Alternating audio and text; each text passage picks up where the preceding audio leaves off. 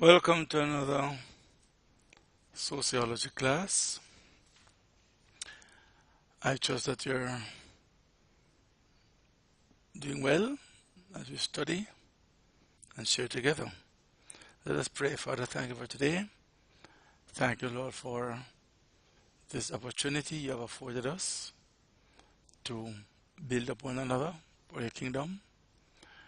I ask your guidance, your blessings upon the participants, and your blessings upon myself, and your protection and blessings upon the system now engaged to make this course possible. Amen. So, we are going to pick up where we left off.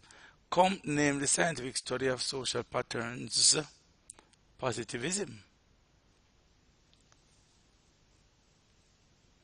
He described his philosophy in a well-attended and popular series of lectures, which he published as a course in positive philosophy and a general view of positivism. He believed that using scientific methods to reveal the laws by which societies and individuals interact would usher in a new positivist age of history.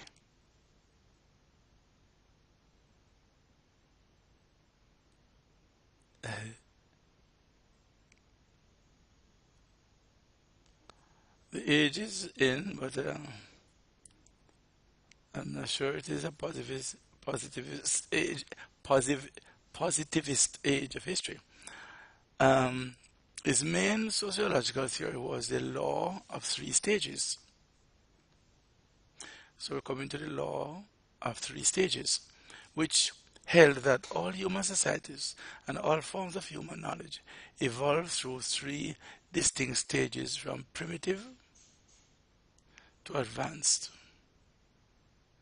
the theological, the metaphysical, and the positive. The key variable in defining these stages was the key stages was the way a people understand the concept of causation or think about their place in the world. In the theological stage, which would be, it says, from primitive to advanced, and the advanced has three stages, that would be theological, metaphysical, and positivist. So the theological stage, humans explain causes in terms of the will of anthropocentric gods. The gods cause things to happen. In the metaphysical stage, humans explain causes in terms of abstract, speculative ideas like nature, natural rights, or self-evident truths. This was the basis of his critique of the Enlightenment philosophers, whose ideas about natural rights and freedoms had led to the French Revolution, but also to the chaos of its aftermath.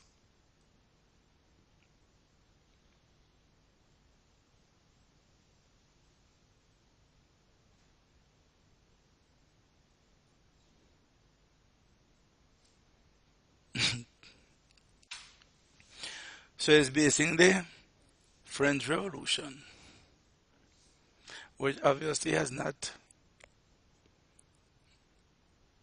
He was born the privilege, It's not something apparently he had embraced, because according to him it resulted from the period of Enlightenment. Enlightenment philosophers who used to share and spread their ideas about natural rights and freedoms, and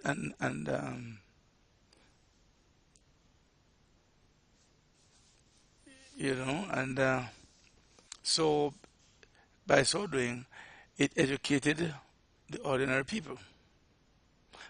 Those who couldn't read would hear others talking. So it felt that the French Revolution was born out of that kind of thing.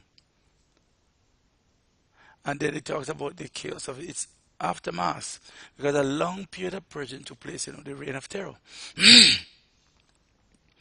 It was a period where people were accused and they just dragged them off. That which speaks to a deep, deep-seated hurt, deep-seated pain, deep-seated misery. And people were just exploding now. In his view, the negative or metaphysical knowledge. So the metaphysical knowledge was negative, according to him, of the philosophers, was based on dogmatic ideas that could be reconciled when they were in contradiction. This leads to irreconcilable conflict and moral anarchy. Finally, in the positive stage, humans explain causes, that is a more enlightened stage according to him, explain causes in terms of scientific procedures and laws. So they're not saying it was caused by God, and they're not looking at metaphysics, because according to him that's negative.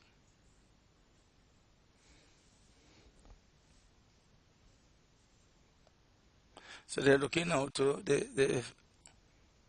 the more advanced stage, which according to him is a positive stage. Humans explain causes in terms of scientific procedures. Positive knowledge based on propositions limited to what can be empirically observed. Comte believed that this would be the final stage of human social evolution, because science would reconcile the division between political factions of order and progress by eliminating the basis for moral and intellectual anarchy. So we're talking about a society that didn't have to resort to war and strife.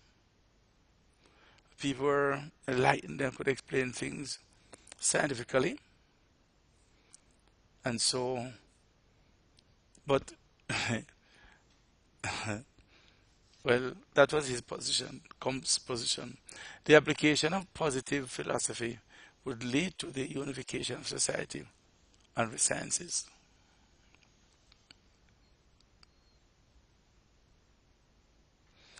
Although Comte's positivism is little odd by today's standards, it inaugurated the development of the positivist tradition within sociology. In principle, positivism is a sociological perspective that attempts to approach the study of society in the same way that the natural sciences approach the natural world.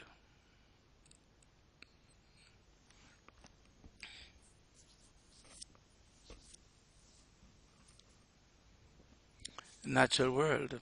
In fact, Comte's preferred term for this approach was social physics, a science of observation applied to social phenomena, which he saw as the culmination of the historical development of the sciences. Social physics. Physics has to do with motion and action and power and energy.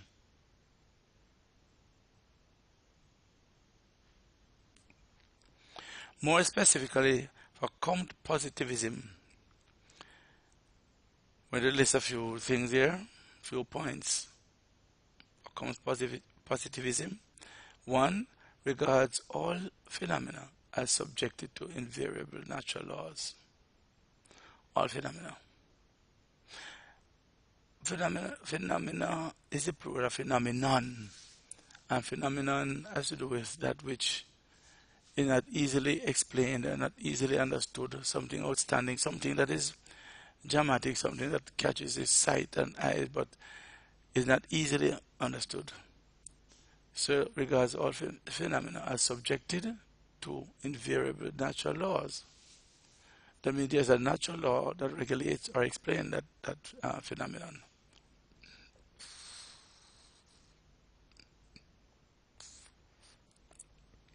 Two, pursues, according to him, positivism pursues an accurate discovery of these laws with a view of reducing them to the smallest possible number. 3, positivism limits itself to analyzing the observable circumstances of phenomena and to connecting them by the natural relations of succession and resemblance, instead of making metaphysical claims about their essential or divine nature.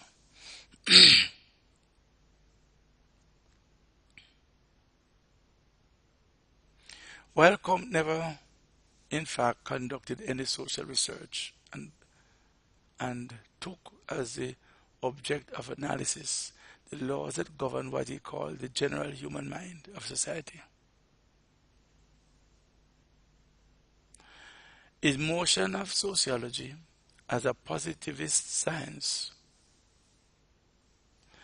that might effectively socially engineer a better society was deeply influential.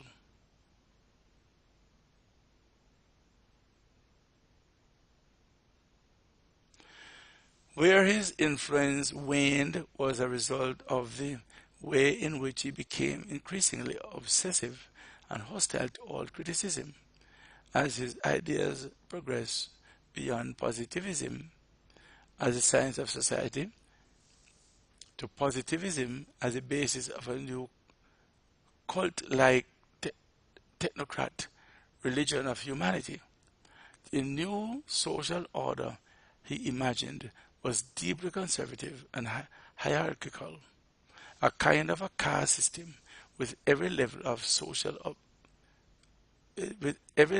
society obliged to reconcile itself with its scientifically allotted place. Comte imagined himself at the pinnacle of society, taking the title of Great Priest of Humanity.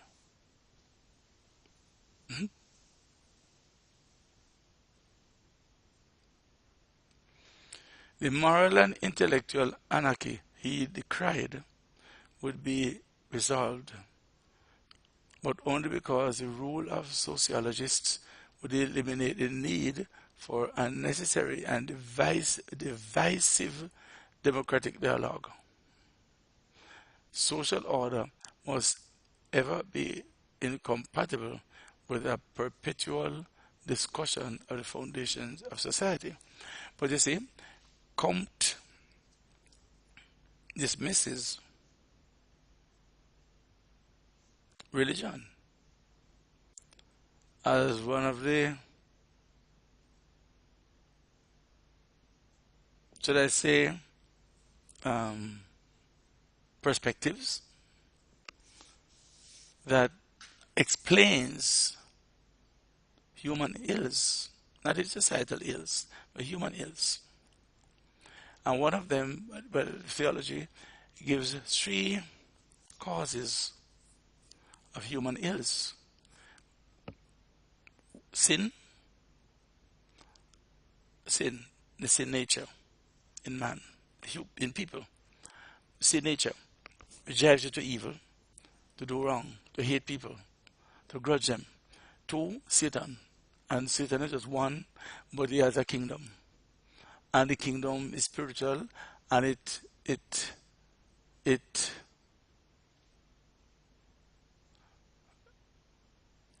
we are in the world and not of the world. The kingdom of darkness runs, I don't want to say intertwines, but we live in it. The children of God live in it. The kingdom of darkness, another term for it is cosmos, the Greek word cosmos, which has to do with the world, the system, the order, the beauty, the happenings, and so on. We live in it. And it influences us.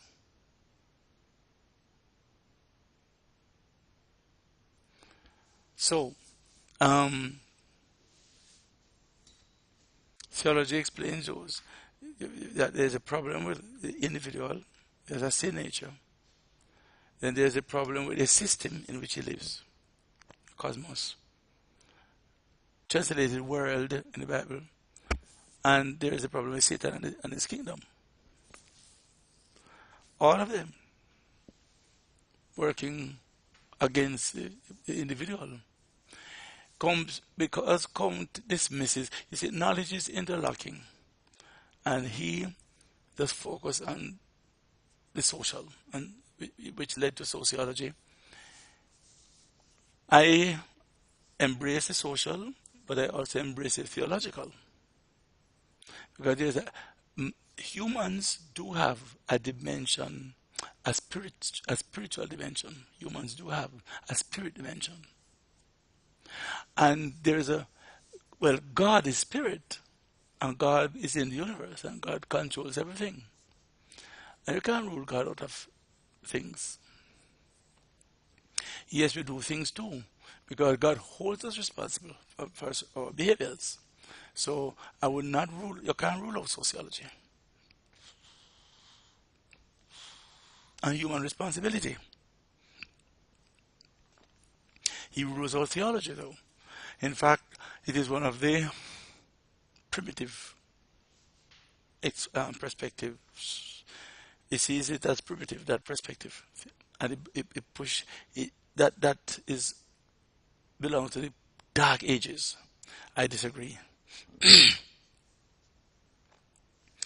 We're going to look at Karl Marx, 1818 to 1883.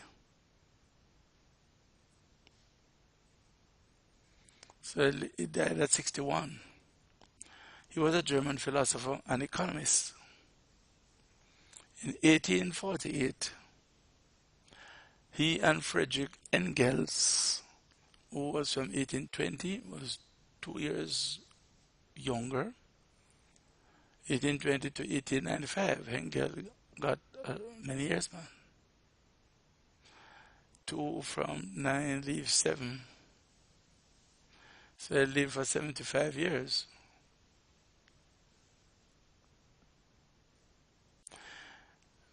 Co-authored the Communist Manifesto.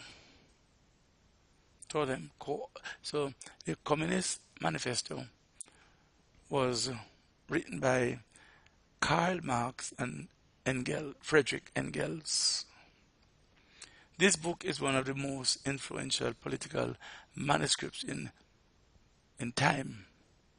It also presents in a highly condensed form Marx's theory of society, which differed from what Comte proposed.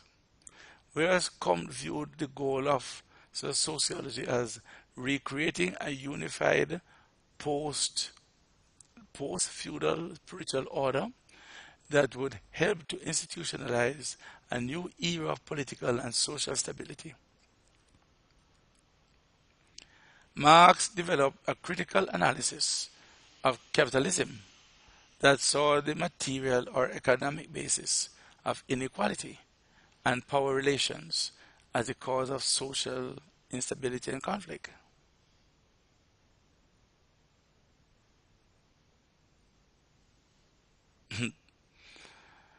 And I believe both of them have said things that are true and positive. And I don't see one without the other. I mean, they are speaking to this. It's, again, the laws of Einstein's laws of relativity.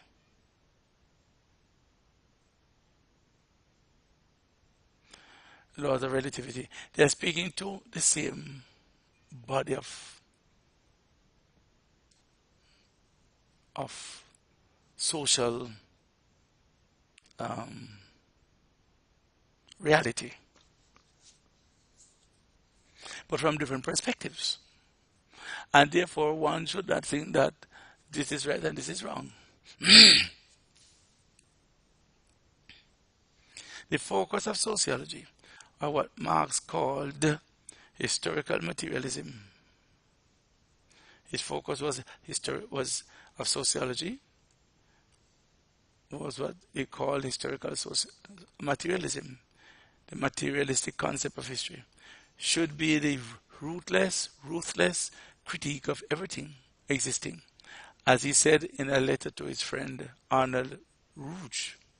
In this way, the goal of sociology would not simply be to scientifically analyze or objectively describe society, but to use a rigorous scientific analysis as a basis of change.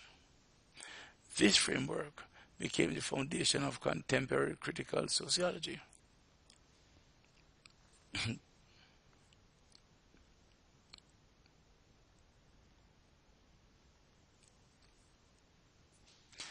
Marx rejected Comte's positivism with its emphasis on describing the logical laws of the general mind.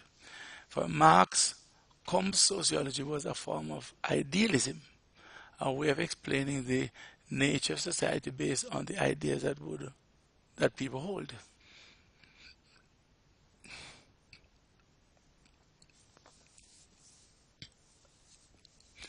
In an idealist perspective, people invent ideas of freedom, morality, causality, etc., and then change their lives and society's institutions to conform to these.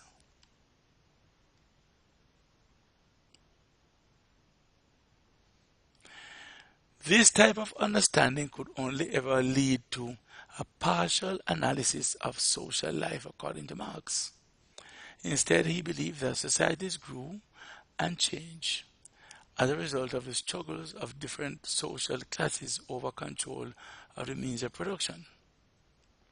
Historical materialism is an approach to understanding society that explains social change and human ideas in terms of underlying changes in the mode of production or economy. Again, historical materialism is an approach to understanding society that explains social change and human ideas in terms of underlying changes in the mode of production or the economy. That is, the historical transformations in the way human societies act upon the material world, the environment and its resources, that's the material world, in order to use it to meet their needs. Marx argues, therefore, that the consciousness or ideas people have about the world develop from changes in this material economic basis. As such, the ideas of people in hunter-gatherer societies will be different than the ideas of people in feudal societies. The ideas, because you can't think beyond your development. And I must be careful how I say that too. You're not going to, if at that, all right, if at that you're here, means that it's not that a cap is necessary place on your progress, because life is progressive and is moving constantly. But it means that where your ideas or the ideas and knowledge of the present generation is able to take it. As people begin to get new ideas and begin to put them forward, there are those who are going to seize them and put them to work, which will take society even to a higher level. Our ideas, the way we see life and how we see the world and where the world is, tend to go in tandem.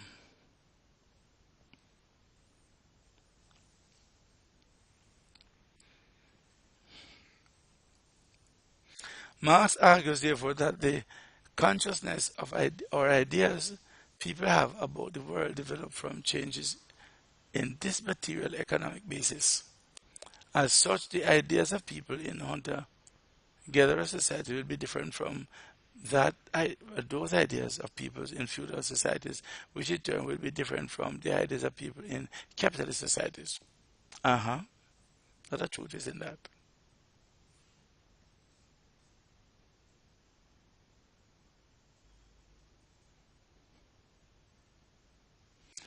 The source of historical change and transition between different historical types of society was class struggle.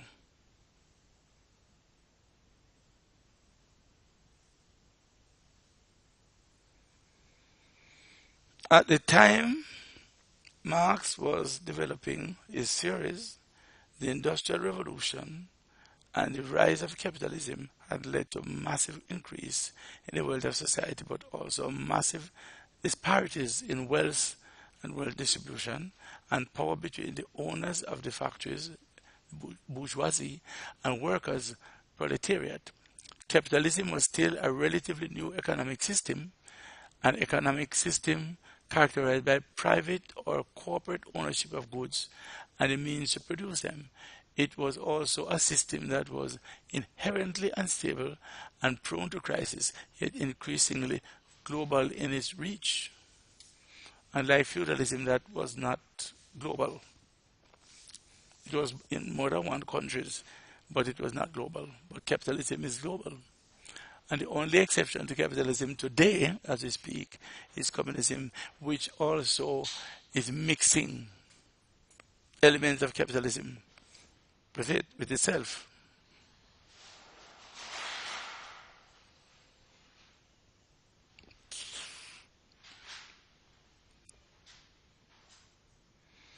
As Marx demonstrated in his masterpiece, Capital, he wrote the book Capital.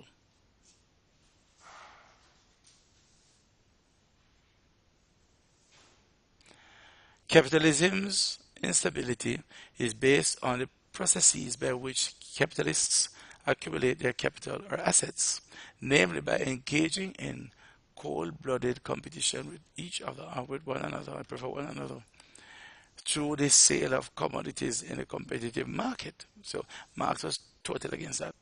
There is a continuous need to expand markets for goods and to reduce the cost of production in order to create ever cheaper and more competitive products. Yes, that's true. That is called productivity. This leads to a downward pressure on wages, not necessarily.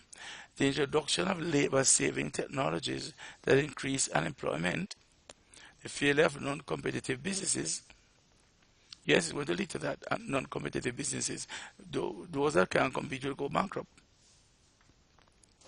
Nothing is wrong with that. Either you upgrade to compete, upgrade to stay competitive, upgrade to have that competitive edge, or you go out of business. So it leads to that failure of non-competitive business, periodic economic crises and recessions, and the global expansion of capitalism as businesses seek markets to exploit and cheaper source of labor.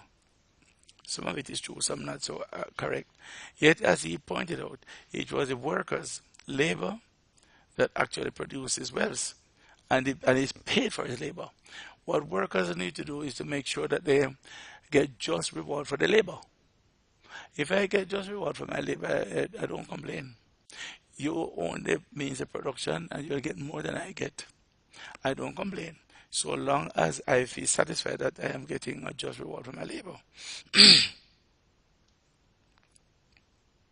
And for me to get a just reward for my labor, I have to ensure that I have the requisite expertise that makes me competitive. Yet, as he pointed out, it was the workers' labor that actually produces wealth. The capitalists who own the factories and means of production were, in a sense, parasitic on workers' labor. The injustice of the system was palpable.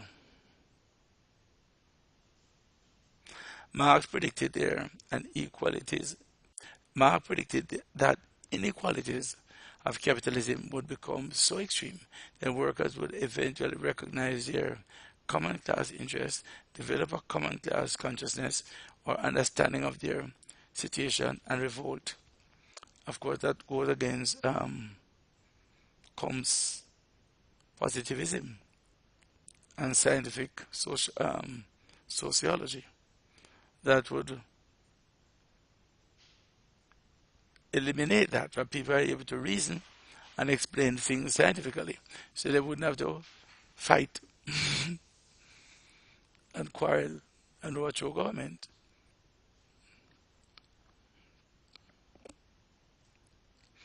I'm just giving you the introduction, because that's what this course is about. You must do the introduction first, and because it is not your major, you won't do more than the introduction. Class struggle would lead to the destruction of the institution of private capital and to the final stage in human history, which he called communism, the final stage.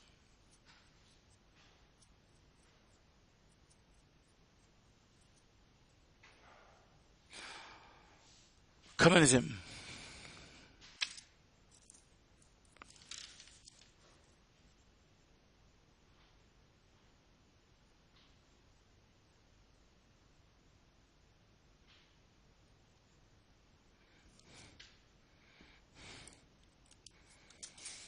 So we're going to take a break here. This class has come to an end, and I want you to do your reflection and email me. God bless you.